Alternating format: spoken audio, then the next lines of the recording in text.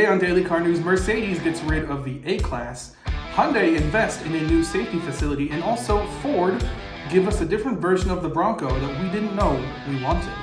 All that and more is to come today on Daily Car News.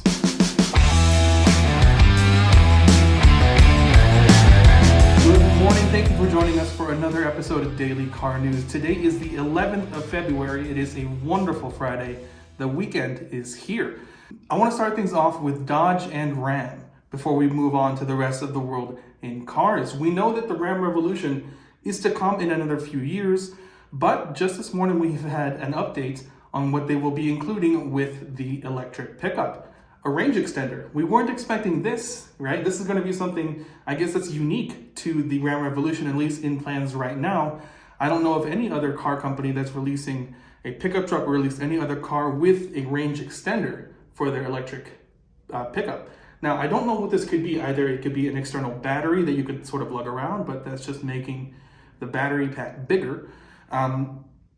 Or maybe they will sort of figure in a hybrid sort of way, but reverse to what we see now with hybrid vehicles, where you sort of have your main gas engine with your electric portion backing it up. This might be the reverse, where you have your main electric portion, your main electric truck, with a gas extender, a gas engine range extender purely meant to charge the battery. That's interesting because what's the good thing about gas, and one thing that it can't, that it has above electric, that electric can't compete with just yet, is that gas is energy dense, meaning you have your gallon of gasoline and that'll take you far, maybe 30, 40, 50 miles in some cases. Now, we don't have that in electric cars just yet. Something where, the size of about a gallon or so, maybe a square foot or cubic foot will get you far in terms of electric vehicles. We don't have that energy density. But gas is there and gas is energy dense. So it would be cool to see how Ram and Dodge sort of put their minds together and come up with a way for us to have our cake and eat it too. Maybe electric vehicles are your day-to-day type of thing. And then when you need a range extender, you kick on the gas engine, and then that'll go ahead and get you where you need to go before your battery runs out. Very interesting to see what's going to happen here. We don't know for sure. We don't know any facts on what they're planning to do. This is all just pure speculation. So I'm interested to see what Dodge and Stellantis can do with the range extender idea for the new Ram Revolution pickup. Now I'm going to take us over to Volvo, where they're planning to build an electric SUV that goes in between the XC60 and the XC90. And what excites me a lot is they're planning to do this here in the United States, and they're planning to do it by 2025. So in just 3 short years. The plant is going to be in Ridgeville, South Carolina, and the project is codenamed V546. That's all we really know so far. It'll slot in between the XC60 and the XC90, XC75, XC70, who knows. They will be splitting manufacturing up between the US and China. So China is looking to see if they could do it first and produce something like 300,000 vehicles a year. And then the United States will be aiming to produce 100,000 vehicles a year in the South Carolina plant, again, of this sort of mini SUV, sort of large crossover hatchback type of thing. This is following a $118 million investment from Volvo. And again, they are planning to go fully electric by 2030. Cool to see what Volvo is doing here. I'm excited to see future renders of this car. Right now, all we have is sort of leaks and fan renders, nothing too official from Volvo just yet. So we will be keeping an eye on this matter as it grows. And personally, I can't wait to see what Volvo is doing here. I think this is a great entry. Volvo is making wonderful cars, very, very luxurious cars that punch way above their weight in terms of luxury and quality. So the Swedes know what they're doing, and hats off to them, more power to them. I can't wait to see what they do, especially that they're producing here in the United States and with the United States manufacturing for the United States market. So thumbs up from me. All right, Lexus gives us a better look of their new electric sedan. This is just a concept, but they've given us renders, and so far things look cool, right? It's a little more aggressive than we would normally expect from Lexus. You have a sportier front bumper and fenders on the sides. pronounced air intakes throughout the front of the car. You have slender headlights and a ventilated hood, which is interesting to see.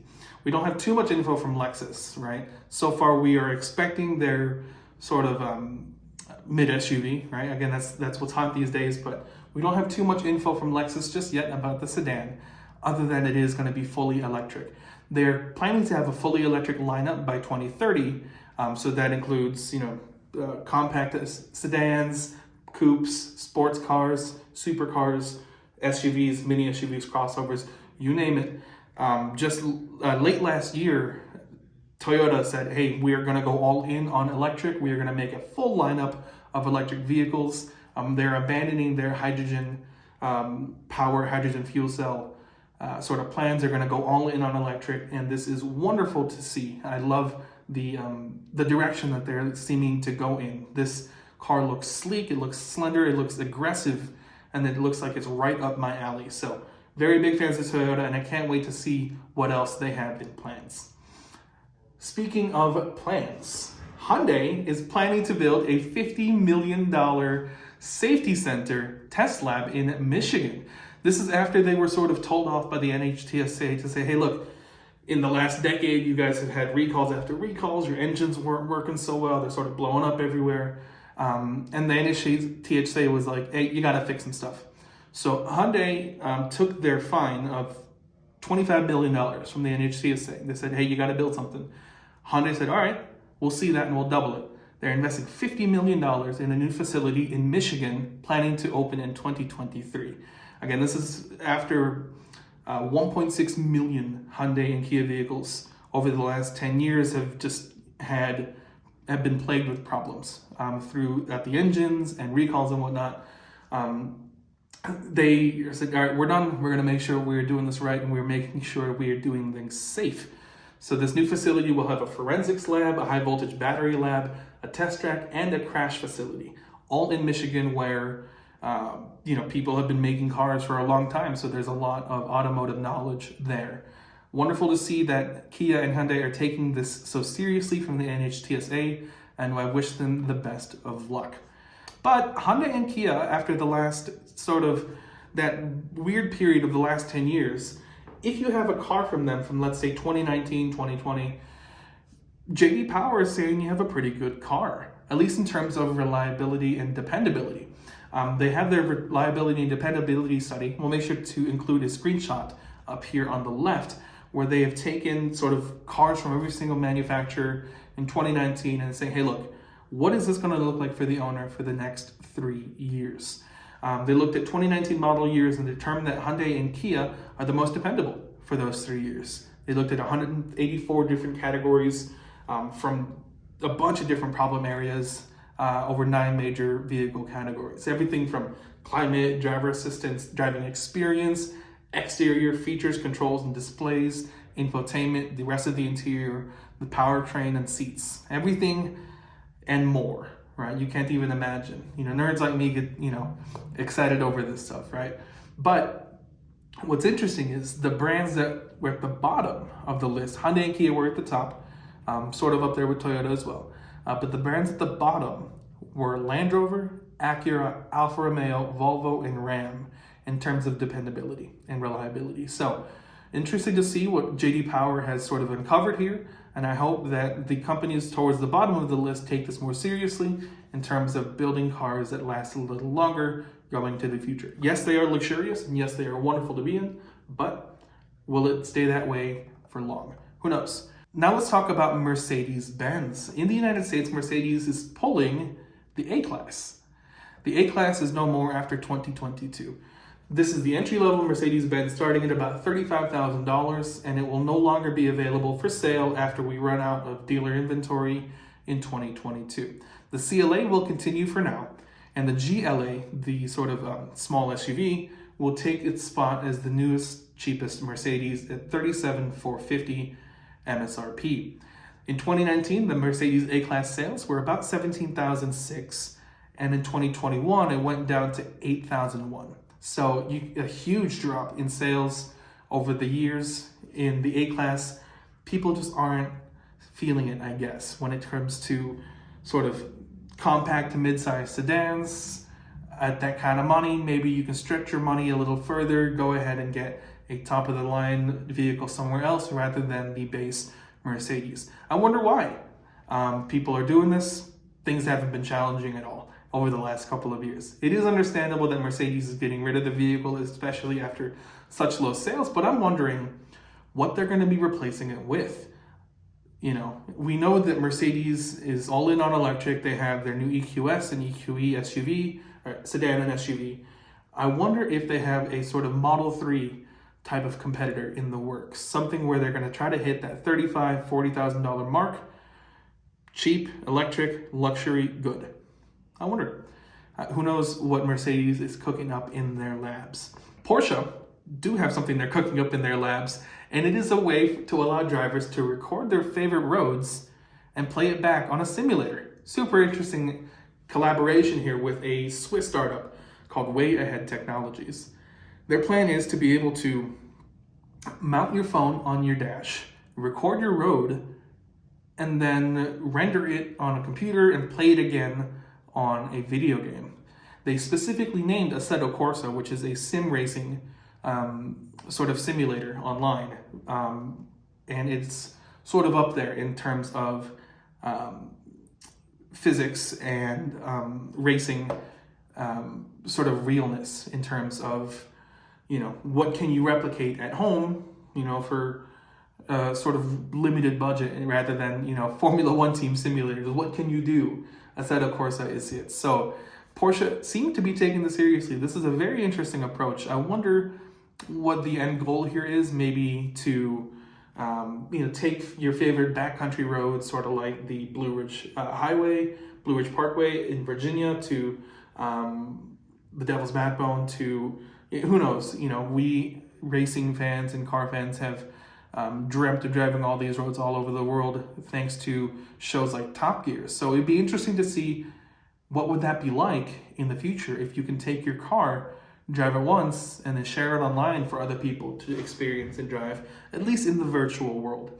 Porsche haven't really revealed what they plan to do with this app just yet, but obviously we are eager. Apparently it'll record things like a 3D environment, trees, crash barriers, etc. But who knows what they have in the works. I'm going to keep a close eye on this. I know another person on our team here is very into sort of sim racing, and we'll keep a close eye just in case you guys are too. 2023 Ford Ranger has been spotted testing, right?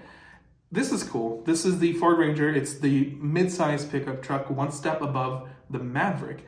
And Ford has uploaded new footage of the Ranger Raptor in testing. This pickup has been spotted jumping, sliding, power sliding, turning, you name it, having fun on dirt roads. It seems to have a wider front end, wider rear fenders, chunkier tires, and more underbody protection. We're expecting a turbocharged EcoBoost V6, but we don't know if it'll be the twin-turbo 2.7 liter from the Bronco or the single-turbo 3 liter from the Explorer. Who knows? But these Ford performance pickups are super cool, and I can't wait to see what they announce in the coming weeks or months ahead. Next, Ford is in the news again with the Bronco Everglades. They debuted this at the Chicago Auto Show just yesterday, but it'll be arriving at stores this summer. The Bronco Everglades is sort of another step above the Bronco Sasquatch package, where they'll include a snorkel intake, a winch, 17-inch wheels, and 35-inch mud terrain tires. Pricing starts at around $55,000 MSRP. It'll come with the 4-door hardtop only and the 300 horsepower 4-cylinder turbo 10-speed automatic transmission for the engine and driveline. So it's a specific solution to a specific issue. Either you're going in the swamps of the Everglades or mall crawling around your favorite town mall. Super cool to see what Ford is doing here. I'm kind of disappointed it doesn't have the V6 and the manual transmission as an option, but you know, I guess it's all right. You know, the 4-cylinder turbo is plenty powerful enough. But this is really wonderful to see that Ford is pushing what they're doing with the Bronco, and the Bronco Everglades shows just that. I wonder what the Bronco Raptor and the Everglades, if there's going to be sort of a mix there in the future. That would be cool to see. I wonder what they would name it. Maybe the, I don't know, the Bronco Rockies. That'd be cool. All right, and lastly, I want to go ahead and start off a new segment. I want to see if we can do something special for every single day of the week here. So today, I want to see if we can try Freaky Fridays. And I want to go back into the annals of car histories and find out what weird cars we have missed, either for better or for worse. And I want to start things off with the Chrysler Turbine car. This was an experimental two-door hardtop made by Chrysler from 1963 to 1964. It was designed by Italian studio Carrozzeria Gia. They made 55 total, and that's about it. I wonder why this didn't catch on. A jet turbine going down your local highway would be a little too noticeable. They were planning to put the Chrysler A831 gas turbine engine. If you are a nerd about gas turbine engines, you know about that. I don't. But apparently, it could use different fuels. Everything from gas, diesel, kerosene, and of course, jet fuel. How wonderful is that? But with all that sort of noise, it only made about 130 horsepower, 425 pound-feet of torque, and idled at a very, very calm and definitely not distracting 18,000 RPM. I wonder why this project got shelved. They made 55 total, and 55 is it. It had the same color across all 55. They called it Turbine Bronze. It sort of looks like this root beer type of color. But very interesting to see what they did in the past. I wonder what they're planning in the future. So if you don't mind this segment, or if you like something else like it, go ahead and leave me comments down below. I'm going to go ahead and sort of go through what we've missed in car history, just bring something up every week, every Friday, to see what we missed for better or for worse. I think this one, as cool as it is, I think it's a for better that we don't have it anymore. How crazy would that be to see this thing flying down the highway at 130 horsepower, so probably like 50 miles an hour, but it would be so loud and ridiculous and crazy that it would never, ever work.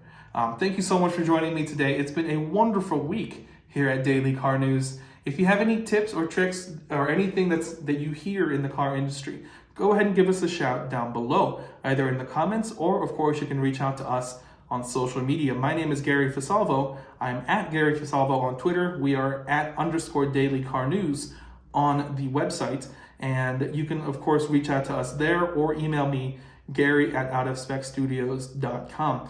I would love to hear from you. If you see anything or hear anything that's happening in the car industry, give us a shout and we'll share it with everybody else. Thank you so much for joining us today. We'll see you next week. Have a wonderful weekend, and thank you for tuning in to Daily Car News.